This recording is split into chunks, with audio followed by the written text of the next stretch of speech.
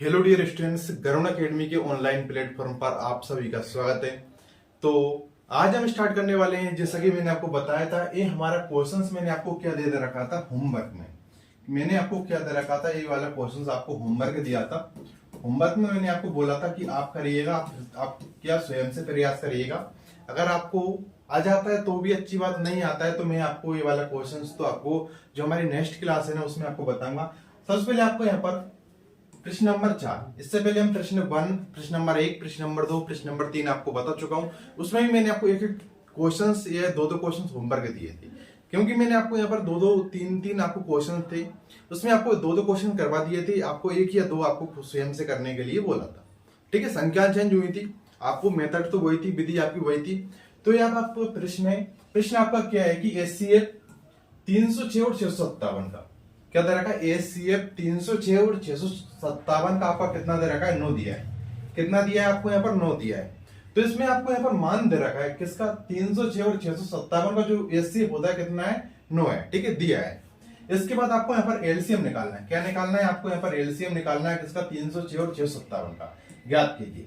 तो इससे पहले मैंने आपको बताया था, इसको आपको यहाँ पर सोल्व करने के लिए आपको एक जरूरत पड़ेगी। क्या जरूरत पड़ेगी, एक फॉर्मूला की जरूरत पड़ेगी। इससे पहले आपको यहाँ पर जो हमने इससे जो हमारा पहले वाली क्लास थी उसमें आपको बताया था, क्या बताया था, इस टाइप के हम क्या आपको एग्जांपल्स भी कर चुके हैं। तो आपको उसमें बताया था कि क्या होता है कि दो संख्याओं का गुणनफल, क्या दो संख्याओं का गुणनफल बराबर क्या होता है, एचसीएफ गुणित एलसीएम। यानी कि जब हम दो संख्या को आपस में गुणा करते हैं तो बराबर किसके आता है, जब हम एचसीएफ और एलसीएम का गुणा करते हैं तो उनके बराबर आता है। ठीक है, तो यहां पर हम लिख भी देते हैं उसको साइड में, हमारा जो होता है। ठीक है, यहाँ पर सबसे पहले हल में ही कर देते हैं आपको यहाँ पर। इसमें आपको यहाँ पर हल में लिखना है आपको यहाँ पर। ठीक है, हल। तो इसमें आपको यहाँ पर हल में कि आप यहाँ पर लिखना है। तो सबसे पहले आपको यहाँ पर दिया है, क्या दिया है आपको यहाँ पर, प्रश्न अनुसार। आप ऐसा लिख लीजिएगा जिससे नंबर बिल्कुल ना कटे आपके पेपर में। प्रश्न अनुसार, ठीक है, प्रश्न के अनुसार आपको दिया है, क्या दिया है, दिया है आपको क्या दे रखा है, एचसीएफ दे रखा है 306 और 657 का। आपका एचसीएफ 306 और आपका 657 का आपको दे रखा है 9। ठीक है, और आपके लिए निकालना क्या है, आपको एलसीएम निकालना है किसका, 306 और 657 का। आपको यहाँ पर एलसीएम निकालना है, ये आपको यहाँ पर निकालना है। एलसीएम निकालना है आपको 306 और आपका 657 का। ठीक है, ये आपको क्या करना है, ज्ञात करना है। ठीक है, तो यहाँ पर हमने जो दिया था इसके आपको इसी टाइप से यहाँ पर लिख लिया। अगर आप ये भी लिखते हो ना तो आपको क्योंकि जो आप पेपर में आप जमा कराओगे ना तो इस टाइप से आप लिखोगे, बिल्कुल आपके नंबर नहीं कटेंगे। ठीक है, तो इसके बाद आपको यहाँ पर एक फॉर्मूला मैंने आपको पहले बताया था और आपको बोला भी था कि आपको इसको याद कर लेना है, इसकी जरूरत हमारे लिए पड़ेगी जब हम क्वेश्चंस करेंगे उसमें। ठीक है, तो इसमें आपको यहाँ पर लिखना है फॉर्मूला। फॉर्मूला होता है आपका, क्या करना है आपको यहाँ पर कि दो संख्याओं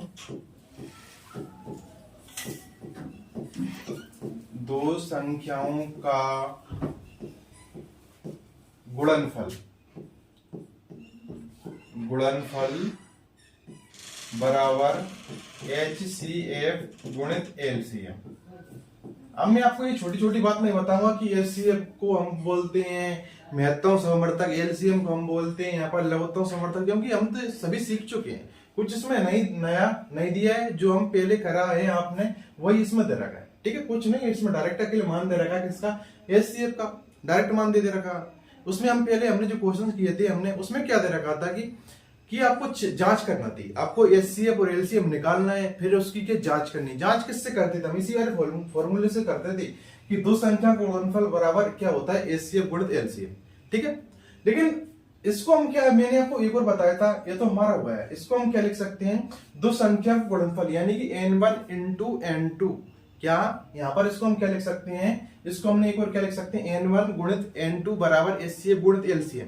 n1 पहली संख्या, n2 आपकी दूसरी संख्या। ठीक है, बराबर एचसीएफ गुणित एलसीएम।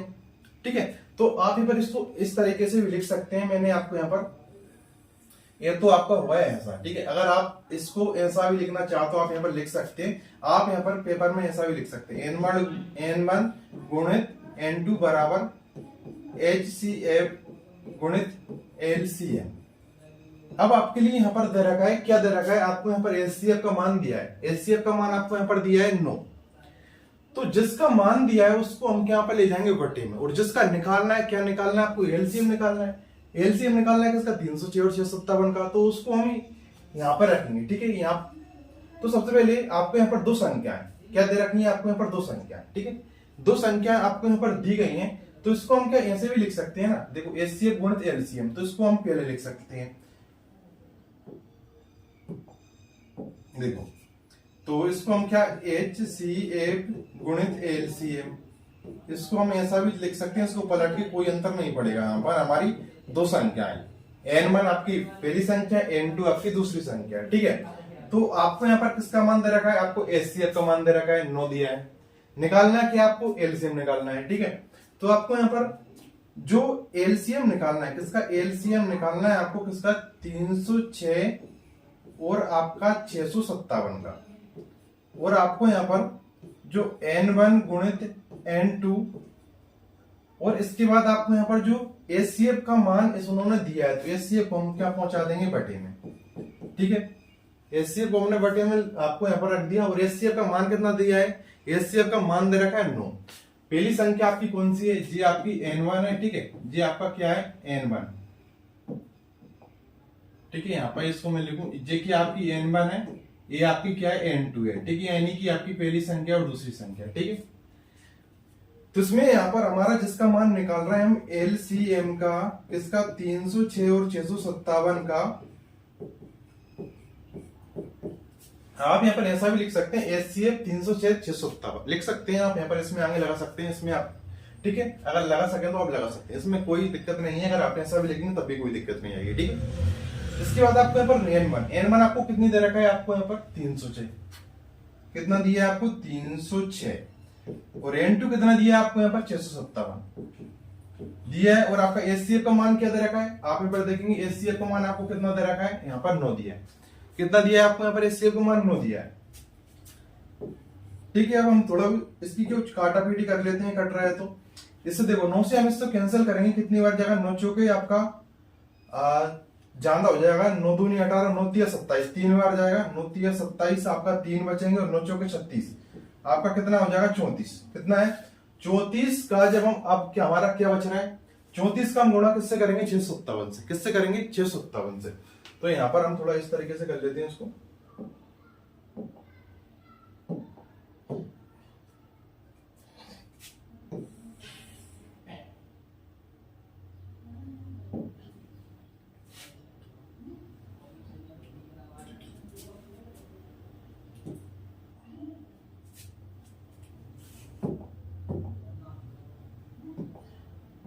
देखो एलसीएम जी हमारा चला जाए, क्या निकालना है, एलसीएम 306 और आपका 657 का, ठीक है, बराबर में हमारा क्या बच रहा है, यहाँ पर हम 9 से इसको काटा, कितना 306 कितनी बार कटेगा आपको, 34 बार, तो हमारा बच कितना रहा है 34 गुणित आपका 657, कितना 657, ठीक है। जब आप इन दोनों का आपस में गुणा करेंगे तो हमारे लिए फाइनल उत्तर मिल जाएगा, किसका एलसीएम हमारा यहाँ पर निकल जाएगा, ठीक है। तो यहाँ पर आप गुणा कर लेते हैं, तो आप यहाँ पर इसका गुणा कर लीजिएगा, ठीक है। तो यहाँ पर हम गुणा भी कर लेते हैं इसका, आप यहाँ पर ऐसा कर लीजिएगा 657 का जब आप किससे 34 से गुणा करेंगे तो आपका 4 सत्ते आपके 28, 28 की 8 आएगा आपका, हासिल आपका 2 आएगा, 4 पंजे 20 और 2 22 हो जाएंगे, हासिल 2 आएगा आपको, 4 छिंगे 24, 24 25 26 हो जाएगा आपका, ठीक है। इसके बाद आपको 30 7 21 का 1 आएगा, हासिल 2 रहेगा आपका, 30 5 15, 15 और 2 17 हो जाएंगी आपकी, हासिल आपका 1 रहेगा आपको, 30 छिंगे 18 और 1 आपको 19 रह जाएगा। तो इसमें आपको यहाँ पर 8 आपका 3 ये आपका, उसके बाद 6 7 13, 13 की 3 आएगा आपका, हासिल 1 रहेगा, 9 2 11 और 1 12 हो जाएगा, हासिल 1 रहेगा, यानी कि आपका 2 2 3 3 8 ये आपका रहेगा, ठीक है। क्या रहेगा आपका यहाँ पर जो हमारा फाइनल उत्तर रहेगा, क्या रहेगा, तो फाइनल उत्तर हमारा किसका, इसका, तो इसका उत्तर क्या आएगा आपका 2 2 3 3 8, ये आपका आएगा एलसीएम, ठीक है। इसका 306 और हमारा 657,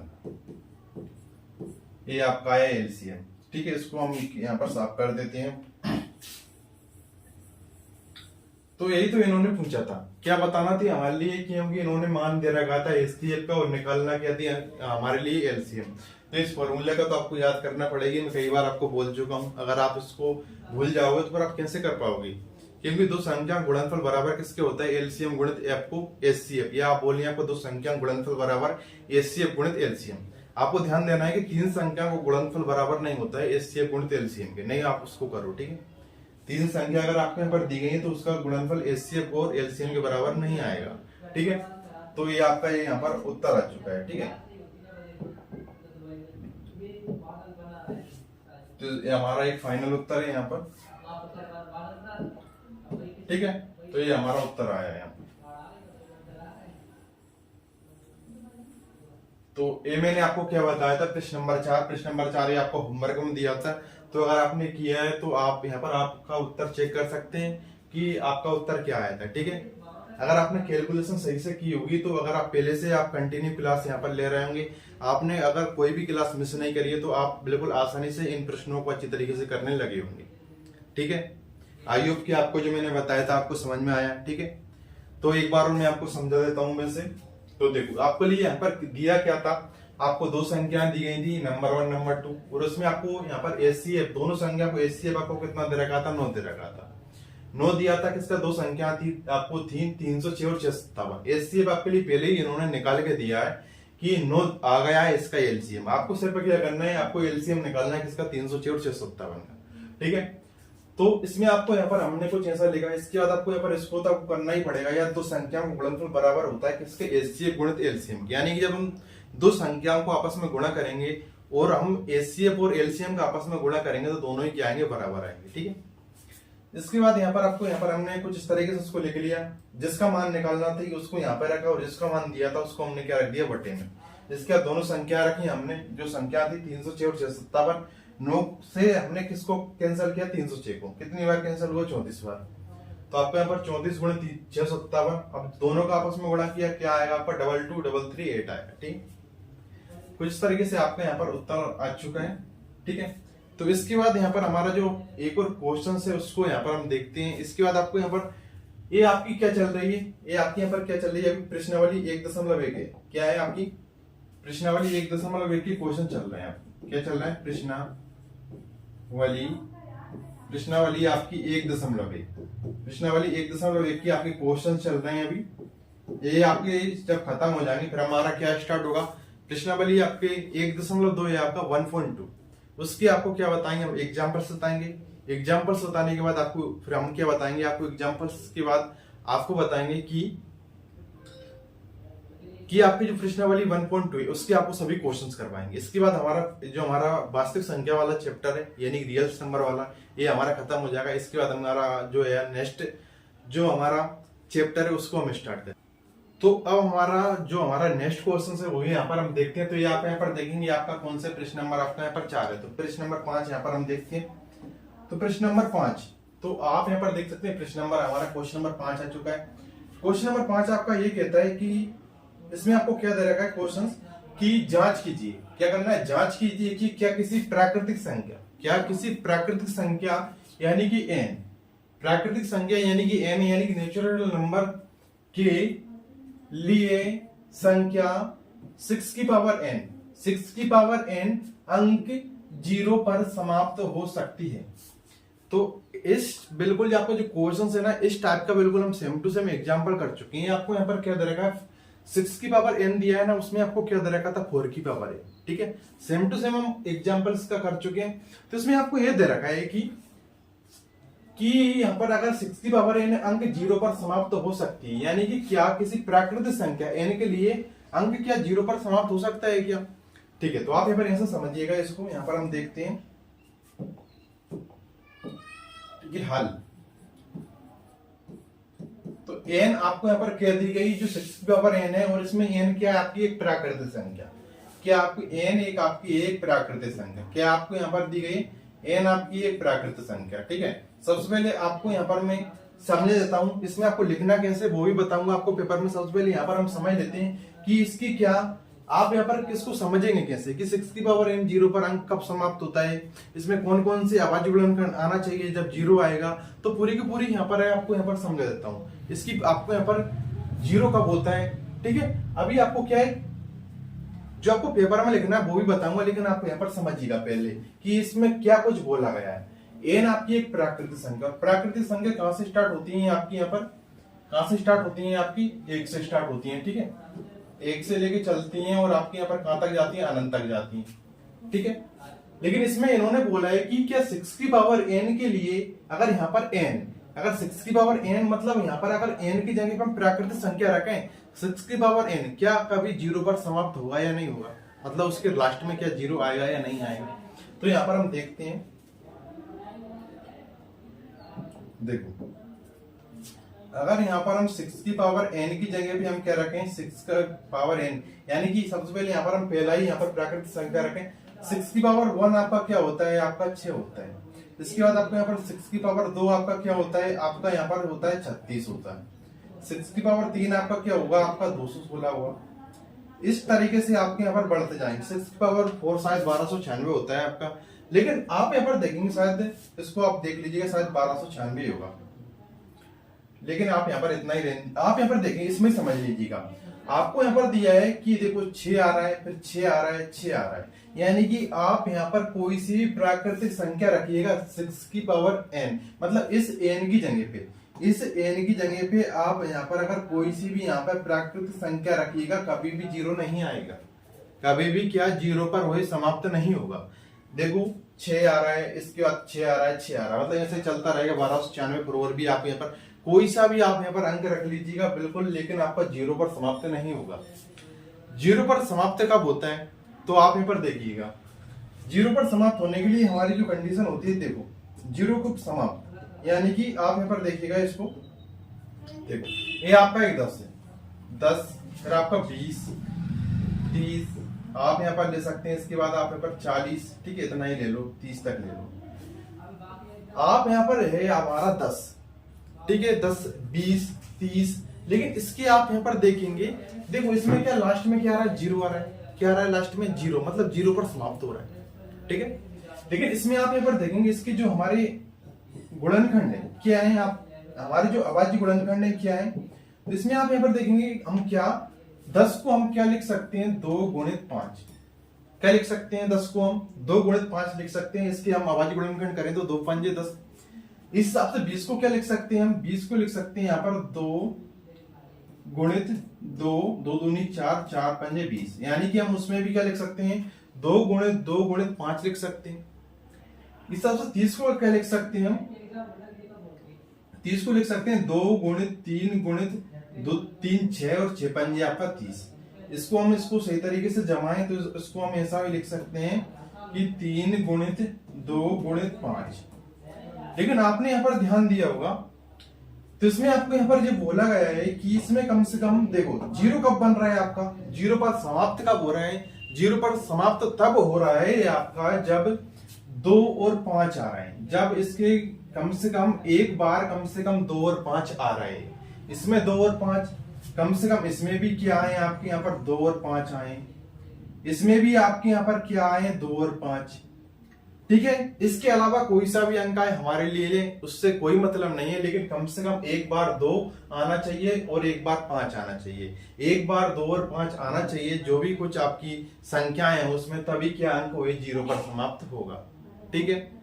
इसके अलावा कोई सा भी आप यहाँ पर अंक आए उससे मतलब नहीं है, लेकिन जब आपका एक बार 2 और एक बार 5 आएगा तभी अंक हुए जीरो पर समाप्त होगा। तो आपने अभी क्या सीखा, आपने सीखा कि जब तक एक बार 2 नहीं आ जाता और एक बार 5 नहीं आ जाता किसी भी आपकी यहाँ पर संख्या में, तब तक वही अंक क्या जीरो पर समाप्त नहीं होगा, ठीक है। इसमें भी कम से कम एक बार 2 और 5 है, इसमें भी कम से कम एक बार 2 और 5 है, इसमें भी कम से कम एक बार 2 और 5 है। इसके अलावा कोई सा भी अंक आएगा आपको यहाँ पर उससे मतलब नहीं है, कम से कम एक बार 2 और 5 आना ही चाहिए तभी अंक वो जीरो पर समाप्त होगा।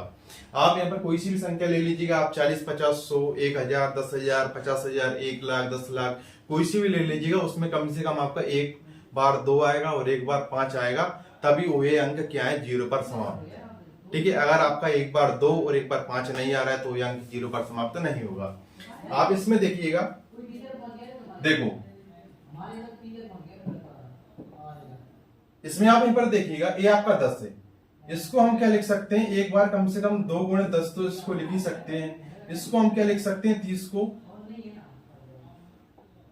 को हम क्या लिख सकते हैं, एक बार 3 गुणे 10 लिख सकते हैं। ठीक है, मतलब एक बार 10 तो आ रहा है और 10 के फैक्टर कितने हैं आपके, 2 गुणित 5, मतलब 10 को हम 2 गुणित 5 तो लिख सकते हैं, यानी 2 पंजे 10। तभी वही अंक आपका 0 पर क्या हो रहा है, समाप्त हो रहा है, क्योंकि इसके कम से कम एक बार उसके जो अभाज्य गुणनखंड है ना, कौन से आ रहे हैं, 2 और 5 आ रहे हैं। ठीक है, ये आपका जो पूरा था ना, ये आपको पेपर में नहीं लिखना है। ठीक है, ये आपको मैंने क्या सिर्फ समझाने के लिए आपको बताया है। ठीक है, ये पूरा का पूरा एक तरीके से आप यहाँ पर रफ समझ सकते हैं, जो आपका रफ कार्य होता है ना, वो है। ठीक है, रफ कार्य। ठीक है, इसमें लिखना नहीं है, ये सभी आपको लिखना क्या है हुए मैं आपको अब बताता हूं। आप ये तो समझ गए ना कि हुए अंक 0 पर समाप्त होगा जिसकी अभाज्य गुणनखंड कम से कम एक बार 2 हो, और जिसके अभाज्य गुणनखंडों में कम से कम एक बार 2 और 5 दोनों ही आए। ठीक है, अगर 2 और 5 नहीं आएंगे तो हुए अंक आपका 0 पर समाप्त नहीं होगा। आप यहाँ पर इसको देखिएगा, 6 का अंक 0 पर समाप्त क्यों नहीं हो रहा है, क्योंकि आप यहाँ पर 6 के अभाज्य गुणनखंड करेंगे। 6 के अभाज्य गुणनखंड कितने आ रहे हैं आपके, 2 और 3। बताओ कोई अभाज्य गुणनखंड नहीं क्या। ठीक है, 2 और 3, इसमें क्या 2 तो आ रहा है, लेकिन इसमें क्या 5 है क्या, नहीं, इसमें 5 नहीं आ रहा है। अगर इसमें 5 और होता तो आपका 6 भी क्या हो जाता है, तो 6 की पावर n है, मतलब जो हमारा 6 है वो भी क्या हो जाता है, 0 पर समाप्त हो जाता है। उसकी अगर अभाज्य गुणनखंड हम यहाँ पर करने के बाद हमारा कितने आ रहे हैं, 2 और 3 आ रहे हैं। लेकिन इसमें यहाँ पे अगर हम पावर करते हैं, अगर यहाँ पे 0 पर समाप्त कब होता है, इसमें अगर 2 और 5 आते, इसमें 2 तो आ रहा है लेकिन 5 इसमें क्या नहीं है। तो ये तो आपका पूरा का पूरा ग्राफ कार्य था, इसको मैं यहाँ पर आपको साफ कर देता हूं। ठीक है,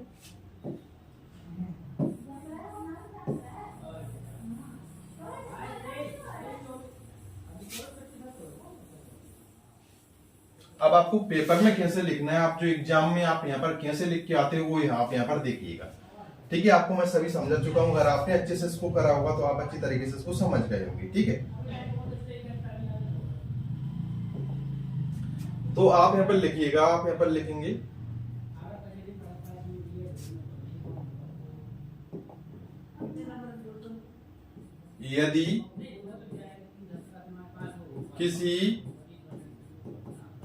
यदि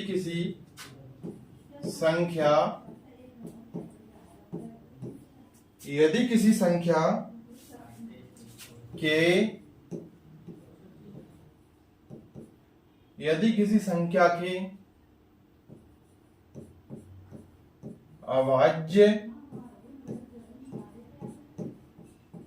गुणनखंड में, यदि किसी संख्या के अभाज्य गुणनखंड में 2 और 2 तथा कर लो आप यहां पर। ठीक, और की जगह पे आप 2 तथा 5 अनिवार्य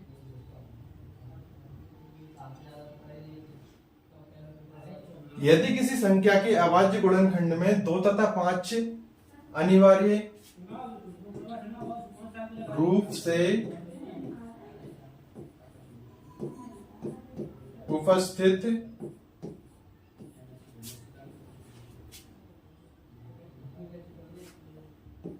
हो तो हुए संख्या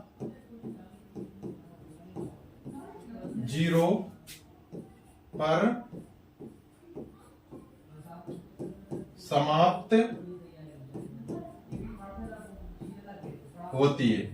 आपने क्या समझा इसमें कि यदि किसी संख्या के अभाज्य गुणनखंड में 2 तथा 5 अनिवार्य रूप से उपस्थित हो तभी वही संख्या क्या होती है, 0 पर समाप्त होती है। ठीक है, आपको यहाँ पर इस तरीके से लिखना है। ठीक है, वो तो हमने पहले क्या समझा था, हमने क्या रफ एक तरीके से आपको समझाने के लिए, जिससे आपको मैं आपको ऐसा भी डायरेक्ट यहाँ पर बता देता था और आपको नंबर तो इसी के मिलेंगे। लेकिन ठीक है कि आपको यहाँ पर समझाने के लिए आपको मतलब ही क्या रहेगा पढ़ने का, अगर आप यहाँ पर नहीं समझ पाएंगे तो आप किसी भी आपको जो संख्या होती है उसका क्या अंक अगर 0 पर समाप्त हो रहा है तो उसमें क्या गुणनखंड क्या क्या होंगे, तो हमारे लिए आपको क्या है, हमारा आपको काम है कि अच्छे तरीके से आप तक क्या हम जो आपको यहाँ पर जो बोलते हैं, जो आपके यहाँ पर क्वेश्चन है उसके शब्द आपके दिमाग में आ जाए, ठीक है। और आपके यहाँ पर जो क्वेश्चन है उसके आपको यहाँ पर डाउट ना रहे, डाउट इसके बाद आते हैं तो वो तो हम आपको सोल्व करवाएंगे, ठीक है। आपको यहाँ पर आप ये तो आप पकड़ चुके हैं कि अंक 0 पर समाप्त तभी होगा। यहाँ पे आप संख्या के जगह अंक भी कर सकते हैं। किसी भी अंक 0 पर समाप्त तब होगा जब उसमें क्या अभाज्य गुणनखंड करेंगे तो एक बार 2 आएगा और एक बार 5 आएगा, तभी वही अंक क्या 0 पर समाप्त होगा, ठीक है। आप यहाँ पर इसमें देखेंगे हमारा क्या दे रखा है 6 की पावर n, क्या दे रखा है 6 की पावर n। तो आप यहाँ पर जो 6 की पावर n है, 6 की पावर n को हम क्या लिखेंगे 2 गुणित 3 की पावर n, ठीक है। क्या लिखेंगे 2 गुणित 3 की पावर n, नहीं 2 3 6। इसको हम क्या ऐसा भी लिख सकते हैं कि 2 की पावर n गुणित 3 की पावर n, ठीक है। 2 की पावर n को अलग अलग हमने पावर में इसमें लिख दिया। इसमें आप यहाँ पर देखेंगे कि इसमें 2 तो आ रहा है, इसमें 2 तो आ रहा है, लेकिन इसमें 5 है क्या? नहीं। आप बोलोगे सर इसमें 5 तो नहीं आ रहा है, इसलिए तो सर ये क्या अंक 0 पर समाप्त नहीं हो रहा है। तो आप यहाँ पर वही लिखेंगे कि आप यहाँ पर लिख देंगे इसमें 6 की पावर n के अभाज्य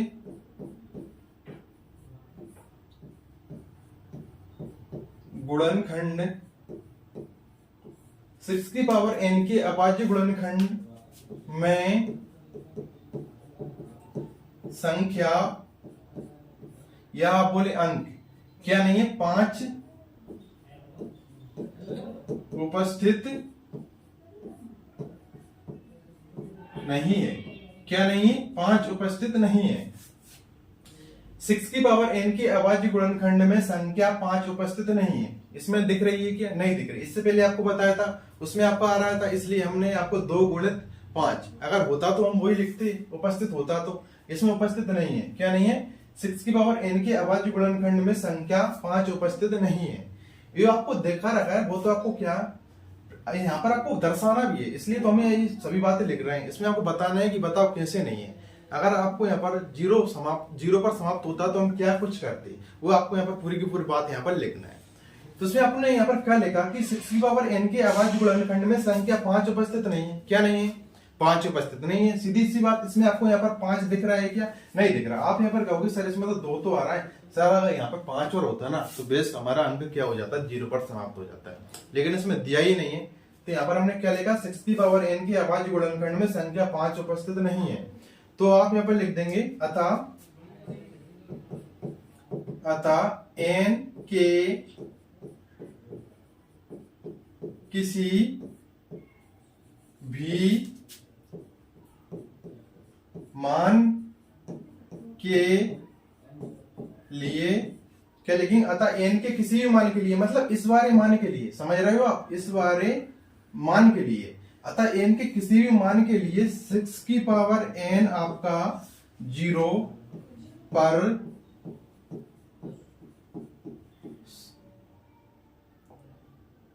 समाप्त नहीं होगा।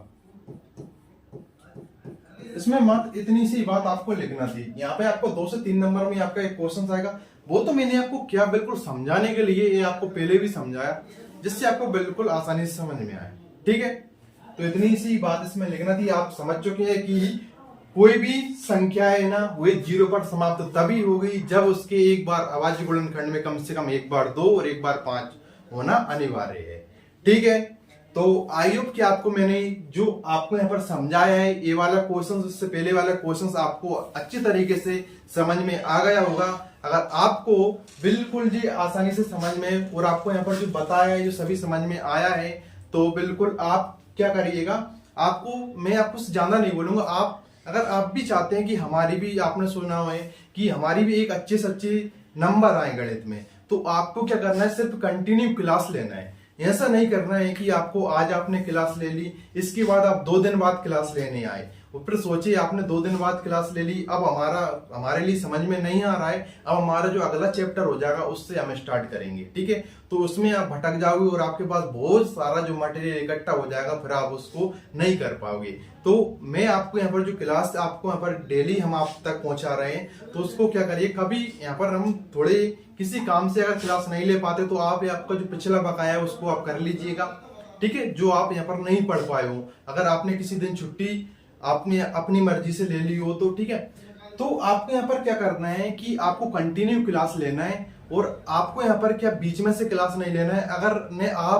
अगर आपने क्या अभी अभी बैच को लिया है, जो हमारा आरंभ बैच है उसको आपने अभी अभी लिया है, तो आप क्या पहले शुरू से क्लास 1 से ही जाएगा, तो हमने क्लास 1 से आपको डिटेल्स में समझाया है, तो आपको आसानी से वही समझ में आएगा, ठीक है। आई होप कि आपको जो हमारी क्लास है अच्छी लगी होगी और आपको सब कुछ समझ में आया होगा।